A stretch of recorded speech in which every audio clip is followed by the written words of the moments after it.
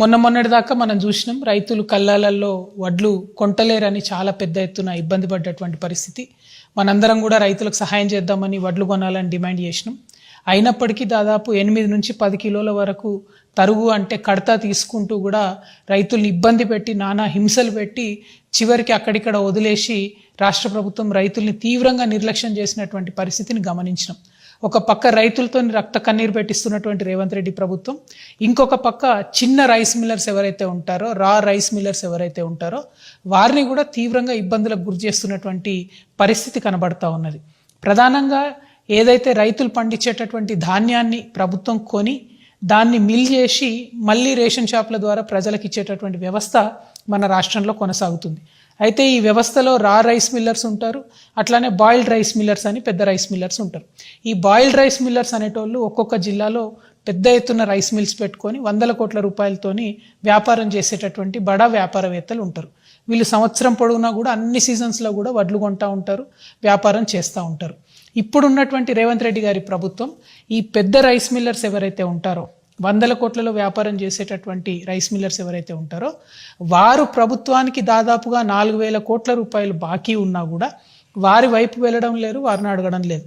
కానీ ఏదైతే ఈ చిన్న రైస్ మిల్లర్స్ ఉంటారో, రా రైస్ మిల్లర్స్ ఉంటారో వాళ్ళు 10 లక్షల రూపాయల నుంచి 1 కోటి రూపాయల వరకు ఎంత అప్పున్నా సరే దొంగల్ని చూసినట్టు వాళ్ళని చూసుకుంటూ వాళ్ళ రైస్ మిల్స్ మీద పడి ఎంక్వైరీల పేరుతో వాళ్ళని వేధించి ముసుగులేసి వాళ్ళని దొంగలను అరెస్ట్ చేసినట్టు తీసుకుపోయి అరెస్ట్ చేస్తున్నారు. అట్లా అరెస్ట్ చేస్తే చిన్న రైస్ మిల్లర్లు బాధపడి ఇబ్బంది పడి కరీంనగర్లో పాపం ఒక ఆడబిడ్డ సూసైడ్ కూడా చేసుకోవడం జరిగింది.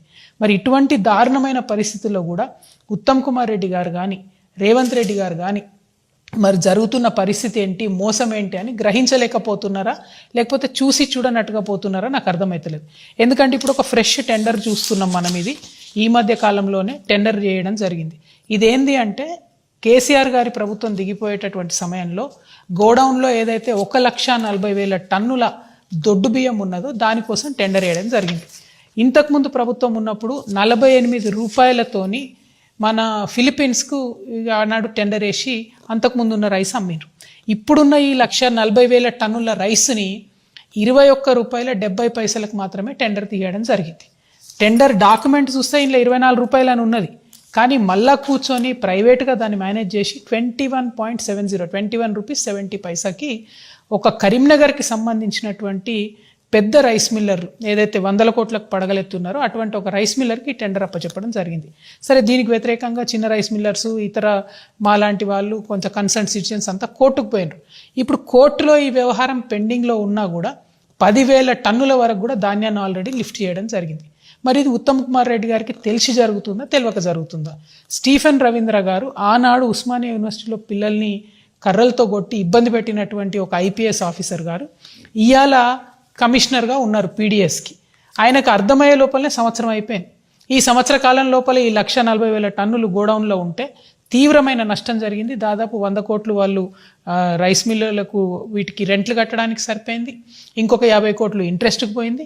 అంటే ఈ 300 కోట్లతో ఈ రైస్ అమ్మితే కూడా మిగిలేదు ఏమీ లేదు ప్రభుత్వానికి. నేను ఇవాళ ప్రభుత్వాన్ని ఒకటే డిమాండ్ చేస్తా ఉన్నా, ఎవరైతే చిన్న రైస్ మిల్లర్స్, రా రైస్ మిల్లర్స్ డిఫాల్టర్స్ ఉన్నారో మీరు 21 రూపాయి 70 పైసలు వాళ్ళకే ఆఫర్ ఇవ్వండి. వాళ్ళే అప్పులు కడతారు కదా. వాళ్ళు ఇప్పుడు చచ్చిపోతూ ఉన్నారు కదా, ఆత్మహత్యలు చేసుకుంటున్నారు కదా, మొత్తం రైస్ మిల్లులు మూసుకుపోయే పరిస్థితి ఉంది కదా, వాళ్ళకు ఆఫర్ ఇవ్వండి. మీరు చిన్న వాళ్ళని వదిలిపెట్టి పెద్ద వాళ్ళని ఎందుకు ప్రొటెక్ట్ చేస్తున్నారు? ఇప్పుడు ఒక పెద్ద రైస్ మిల్లర్ నల్గొండకు సంబంధించిన ఆయన ఆల్రెడీ ఆయన 600-700 కోట్ల రూపాయలు ప్రభుత్వానికి బాకీ ఉన్నాడు. ఆయనకి ఇప్పుడు ఇంకో కొత్త రైస్ మిల్లుకి పర్మిషన్ ఇచ్చింది ప్రభుత్వం, వర్గాల్లో పర్మిషన్ ఇచ్చింది. ఆయనకు మళ్ళీ 300 కోట్ల రైస్ కూడా ఇచ్చింది. ఎట్లా ఇస్తారు మీరు? చిన్న రైస్ మిల్లర్స్ డిఫాల్టర్లు ఉన్న వాళ్ళకి ఇస్తున్నారా రైస్? ఫిజికల్ వెరిఫికేషన్ పేర్లతో వాళ్ళని వేధిస్తలేరా, సతాయిస్తలేరా? ఈ అంశాలన్నీ పక్కకు పెట్టి ప్రజలు గమనిస్తలేరు, ప్రతిపక్షాలు గమనిస్తలేరు అని మీరు అనుకుంటే తప్పు. బీఆర్ఎస్ పార్టీలో హరీష్ రావు గారు కానీ కేటీఆర్ కానీ పెద్ద రైస్ మిల్లర్స్ అందరితో వాళ్ళు మిలాఖత్ అయి ఉన్నారు కాబట్టి వాళ్ళు మాట్లాడతలేరు. కానీ ఇవాళ ఈ రాష్ట్రంలో ఒక ఆల్టర్నేట్ శక్తిగా తెలంగాణ రక్షణ సేన వచ్చింది. మేము చిన్న వాళ్ళ తరఫునే ఉంటాం, చిన్న రైస్ మిల్లర్స్ తరఫునే మాట్లాడుతున్నాం, చాలా బలంగా చెప్తా ఉన్నాం. మీరు కనుక పెద్ద రైస్ మిల్లర్స్ దగ్గర ఏదైతే 4,000 కోట్ల రూపాయల బకాయిలు ఉన్నాయో వాటిని వసూలు చేయండి. చిన్న రైస్ మిల్లర్స్కు 1 టైం సెటిల్మెంట్ ఆఫర్ ఇవ్వండి. ఏదైతే 21.7 ఇస్తున్నారో ఇంకేది ఇస్తున్నారో వాళ్ళని బతికించండి. చిన్న రైస్ మిల్లర్స్ చిన్న వాళ్ళకు ఉద్యోగాలు ఇస్తారు. ఊర్లలో కాపాడుకుంటారు, ప్రజల్ని రైతుల్ని కాపాడుకుంటారు, వీళ్ళ లెక్క మోసం చేయరు. ఈ కడత తీసిండ్రు ఈ సీజన్లో ఏదైతే 10 కిలోలు చేసిరో ఇది కూడా పెద్ద రైస్ మిల్లర్స్ల ఆధ్వర్యంలో జరిగిన 2,000 కోట్ల స్కామ్. దాన్ని కూడా బయటికి తీయాలి మీరు. ఇవన్నీ చాలా విషయాలు ఉన్నాయి. పీడిఎస్ సిస్టమ్ని మొత్తం కూడా భ్రష్టు పట్టిస్తూ ఉన్నారు. కంప్లీట్గా యావత్ ఈ సిస్టమ్ నాశనం అయిపోతూ ఉన్నది. దీన్ని ముఖ్యమంత్రి గారు ఉత్తమ్ కుమార్ రెడ్డి గారు శ్రద్ధ పెట్టాలి. మీరు పెద్ద రైస్ మిల్లర్లకు భయపడకండి, వాళ్ళు మీ కార్యాలను ఎక్కి తిరుగుతురు అని తెలుస్తుంది. అది మంచి మెసేజ్ పోతలేదు సమాజానికి. కాబట్టి ఖచ్చితంగా దీనికి ఒక పరిష్కారం కనుక్కోవాలని చెప్పి తెలంగాణ రక్షణ సేన ఆధ్వర్యంలో నేను డిమాండ్ చేస్తూ ఉన్నాను. పరిష్కారం చేయకపోతే ఈ పెద్ద రైస్ మిల్లర్లందరూ పేరున ఎక్కడుంటారో కూడా మాకు తెలుసు. ఎప్పుడంటే అప్పుడు పోదాం, టీఆర్ఎస్ వాళ్ళం వస్తాము, ప్రభుత్వ అధికారులు రండి. 4 సీజన్ల బియ్యం ఒక్కొక్కరి దగ్గర, 4 సీజన్ల వడ్లు ఒక్కొక్కరి దగ్గర ఉండాలి.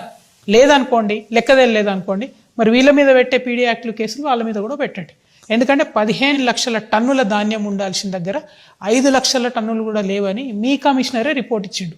మరి ఛాలెంజ్ చేస్తాను ఉత్తమ్ కుమార్ రెడ్డి గారు, మీరు మినిస్టర్ కదా, మీరు ఎటంటే అటు పోదాం, ఏ జిల్లా కంటే ఆ జిల్లాకు పోదాం, నేను వస్తా, మీరు కూడా రండి. వాళ్ళ దగ్గర కనుక ఆ వడ్లు దొరకకపోతే ఏదైతే చిన్న వాళ్ళ మీద, చిన్న రైస్ మిల్లర్స్ మీద కేసులు పెడుతున్నారో పెద్దవాళ్ళ మీద కూడా పెట్టండి. ఒక దళితుడు అండి పాపం, ఆయన రైస్ మిల్ పెట్టుకున్నాడు, ఆయన మీద పీడీ యాక్ట్ పెట్టిరు. మరి మీకు ధైర్యం ఉంటే పెద్దోళ్ళ మీద పెట్టండి. మా నిజామాబాద్లో కూడా ఒక ఆయన ఉన్నాడు, ఇట్లా పెద్ద మనిషి, ఎన్నో ఏళ్ళకెళ్ళి రైస్ మిల్ దాంట్లో ఉన్నాడు, ఆయన కూడా ఇదే మోసం చేస్తున్నాడు. సో ఈ పెద్ద రైస్ మిల్లర్ల దందాను ఇమీడియట్గా ప్రభుత్వం ఆపాలే. ఈ పీడిఎస్ రైస్ ఏదైతుందో ఇప్పటికన్నా మీరు ఫిలిపీన్స్ కమ్మండి, కనీసం అంతకో ఇంతకో ఇప్పుడు తుట్టిపోకుండా గవర్నమెంట్కి నష్టం రాకుండా ఉంటుంది. అల్టిమేట్గా ప్రజల సొమ్ము కాపాడబడాలి, ప్రజలకు మీరు మంచి రైస్ ఇవ్వాలని నేను కోరుతున్నాను.